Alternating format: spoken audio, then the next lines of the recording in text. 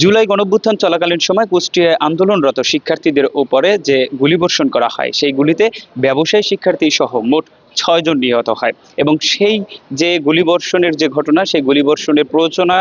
দেয় এবং নির্দেশদাতা হিসেবে হাসানুল হক ইনুর 3টি অভিযোগের সাথে সম্পৃক্ততা পায় এবং প্রমাণ পাওয়ার ফলে তাকে 10 বছরের কারাদণ্ড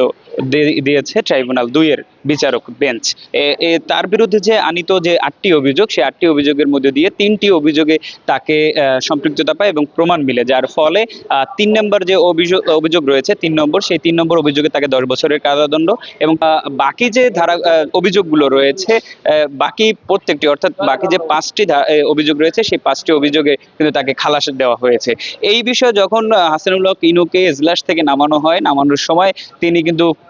ক্ষুব্ধ প্রতিক্রিয়া ব্যক্ত করেন এবং তিনি এই যে একটি প্রহসনের বিচার দাবি করেন। এছাড়াও এই ট্রাইব্যুনালে উপস্থিত ছিলেন হাসানুল হক ইনুর যে সহধর্মিণী আফরোজা হক, তিনিও এই বিচার আসলে তিনি মেনে নিতে পারছেন এবং পরবর্তীতে আইন অনুযায়ী তিনি আপিল করবেন এমনটাই জানিয়েছেন। এবং গণঅভ্যুত্থানের যে এই পর্যন্ত যে 4টি মামলা বিচারিক যে 4টি মামলা সেই 4টি মামলার রায় ঘোষণা হয়েছে এবং আজকের যে মামলাটি কুষ্টিয়ায় যে 6 জনকে হত্যার যে মামলাটি রয়েছে, যে রায় ঘোষণা করেছে ট্রাইব্যুনাল 2-এর বিচারক বেঞ্চ, এই রায় নিয়ে মোট 5টি মামলার রায় ঘোষণা করেছে আদালত। এই ছিল সর্বশেষ সুপ্রিম কোর্টের আন্তর্জাতিক অপরাধ ট্রাইব্যুনাল থেকে সর্বশেষ তথ্য।